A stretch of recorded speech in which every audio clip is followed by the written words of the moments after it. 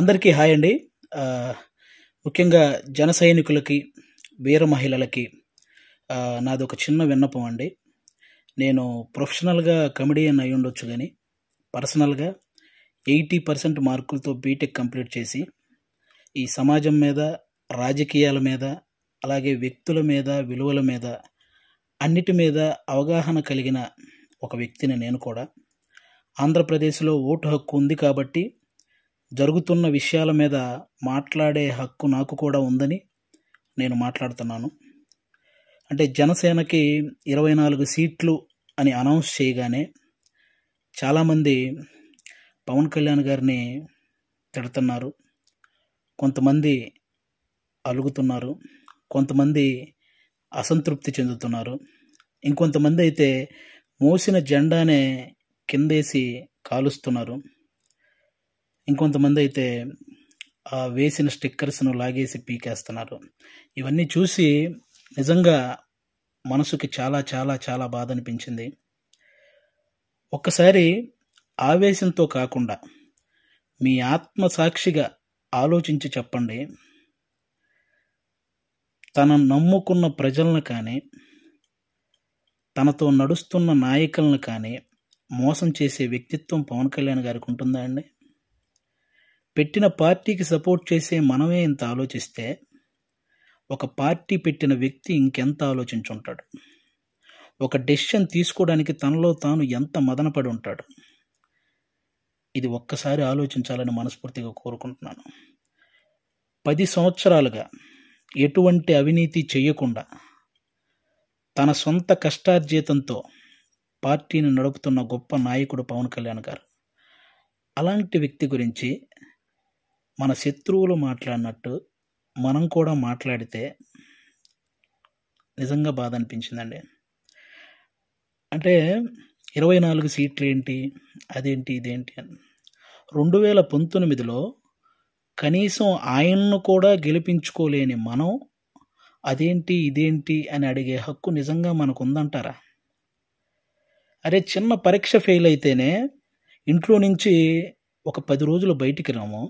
అలాంటిది ఇంత పెద్ద ప్రజా సంగ్రామంలో 2 చోట్ల ఓడిపోయి కూడా రెండో రోజే సమస్య అనగానే పరిగెత్తుకుంటూ వెళ్ళి ఆ సమస్యను సాల్వ్ చేసిన గొప్ప మనసు పవన్ కళ్యాణ్ గారిది.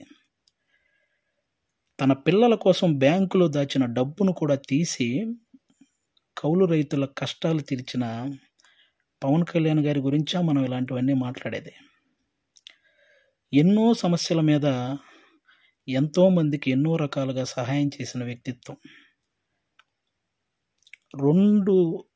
రోజుకు 2 కోట్లు తీసుకునే ఒక స్టార్ హీరో సంపాదించిందంతా సహాయ కార్యక్రమాలకే పెట్టేసి ఆల్మోస్ట్ అప్పు చేసి మరీ ఒక పార్టీని నడుపుతున్నాడని మీలో ఎంతమందికి తెలుసు? అలాంటి పవన్ కళ్యాణ్ గారి గురించి మనం ఎలా పడితే అలా మాట్లాడేస్తున్నాం. దేశంలో ఇన్ని రాజకీయ పార్టీలు ఉన్నాయి, ఇంతమంది రాజకీయ నాయకులు ఉన్నారు. ఎవరైనా సరే మేము అధికారంలోకి వస్తే అది చేస్తాం, ఇది చేస్తాం అనేవాళ్ళే కానీ ప్రతిపక్షంలో ఉండగా ఏనాడైనా వాళ్ళ జేబులో నుంచి ₹1 తీసి ఎవరికైనా సహాయం చేశారా? అలా సహాయం చేసిన ఏకైక రాజకీయ నాయకుడు పవన్ కళ్యాణ్ గారు. అలాంటి వ్యక్తిని పట్టుకొని మనం కులాన్ని తాకట్టు పెట్టాడు, పార్టీని తాకట్టు పెట్టాడు, ప్యాకేజ్ తీసుకున్నాడు అని చాలా ఈజీగా అనేస్తున్నాం.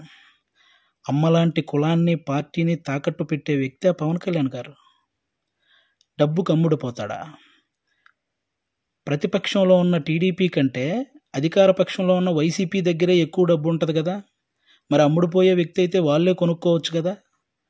ఎందుకండి ఈ మాటలు? పవన్ కళ్యాణ్ గారు ప్రజలు పంచే ప్రేమకు బానిస కానీ నాయకులు పంచే డబ్బుకి ఎప్పటికీ బానిస కాడు, అవ్వడు. అభిమానించటం అంటే మనకు అనుకూలంగా ఉన్నప్పుడు జై కొట్టడం, అనుకూలంగా లేనప్పుడు బాయ్ చెప్పడం కాదండి.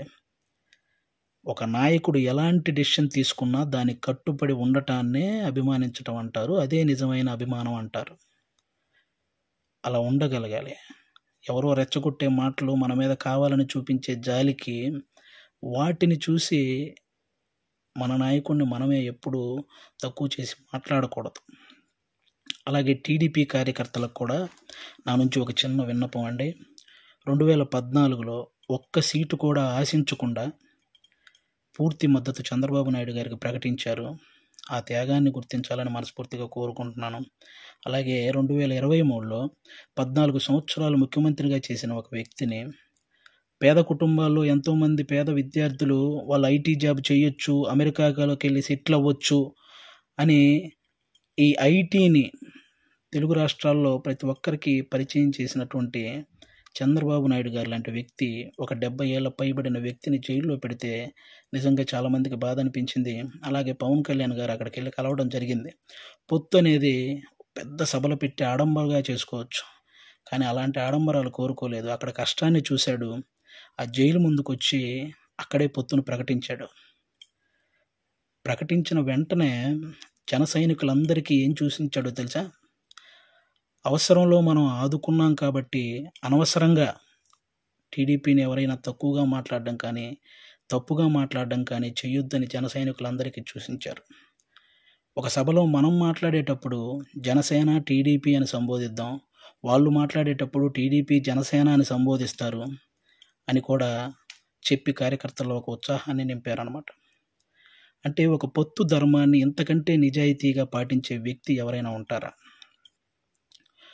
ఎక్కువ సీట్లు తీసుకొని ఇన్నే గెలిచాడా అనిపించుకోవటం కంటే, తక్కువ సీట్లు తీసుకొని అన్నీ గెలిచాడు అనిపించుకోవటం కరెక్ట్ అని భావించి 24 సీట్లకే పరిమితం అయ్యారు.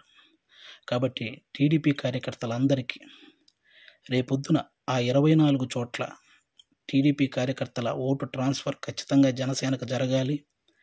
ఆయన త్యాగాన్ని రుణం తీర్చుకోవాల్సిన సమయం వచ్చిందని నేను అనుకుంటున్నాను. అలాగే పవన్ కళ్యాణ్ గారి మాటని గౌరవించి జనసేన కార్యకర్తలు కూడా టీడీపీ నిలబడ్డ ప్రతి చోట ఆ ఓటు ట్రాన్స్ఫర్ జరగాలని మనస్ఫూర్తిగా కోరుకుంటున్నాను. చాలామందికి ఈ 24 సీట్లు ఏంటి, అదేంటి అని అసంతృప్తిగా ఉన్న వాళ్ళకి ఒక చిన్న ఎగ్జాంపుల్ చెప్తాను. మహేంద్ర సింగ్ ధోని క్రికెటర్ మీ అందరికీ తెలుసు. ఆయన వచ్చిన కొత్తలో స్టార్టింగ్లో డక్అవుట్ అయ్యాడు. ఆ తర్వాత మంచి మంచి షాట్లు కొట్టి ఒక 24 పరుగులు చేశాడు. ఇతనిలో గేమ్ ఉంది అని అందరికీ తెలిసేలా చేశాడు. ఆ తర్వాత గేమ్ చేంజర్ అయ్యాడు. ఆ తర్వాత గేమ్ విన్నర్ అయ్యాడు. ఫైనల్గా క్రికెట్నే శాసించాడు. మన నాయకుడు కూడా అంతే. స్టార్టింగ్లో 2 చోట్ల ఓడిపోయి ఉండొచ్చు. ఇప్పుడు 24 సీట్లతో అసెంబ్లీలోకి 21 సీట్లతో అసెంబ్లీలోకి వెళ్ళొచ్చు, 3 పార్లమెంట్ సీట్లు గెలవచ్చు. రాజకీయం బాగా తెలిసినవాడు అని అందరూ అనుకోవచ్చు. ముందు ముందు ఆయనే గేమ్ చేంజర్ అవ్వచ్చు, ఆయనే గేమ్ విన్నర్ అవ్వచ్చు. మీరు చూస్తుండగానే ఈ రాజకీయాల్ని శాసించవచ్చు. కాబట్టి ఎప్పుడు ఎవరిని తక్కువగా, అంత ఈజీగా ఒక పార్టీ నడిపే అధ్యక్షుడు ఎంత ఆలోచించుంటే ఇవన్నీ చేస్తుంటాడని గుర్తుపెట్టుకొని మాట్లాడాలని మనస్ఫూర్తిగా కోరుకుంటున్నాను. ఆయన నిలబడ్డ 24 సీట్లు గెలిపించి ఒక మంచి పొజిషన్లో ఉంచండి. మన మనసులో ఉన్న పొజిషన్కి ఆయనే చేరుకుంటారు. థ్యాంక్ యూ అందరికీ. అంటే 10 సంవత్సరాల నుంచి పార్టీ నడుపుతున్న ఒక వ్యక్తికి 10 సీట్లు తగ్గగానే ఎలా పడితే అలా మాట్లాడుతుంటే 2 డేస్ నుంచి ఏం చేయాలో అర్థం కాక ఒకసారి నేను మాట్లాడాలనిపించి మాట్లాడాను. తప్పు మాట్లాడుంటే క్షమించండి, కరెక్ట్ మాట్లాడుంటే కన్విన్స్ అవ్వండి. Thank you. జై హింద్, జై జనసేన. Thank you.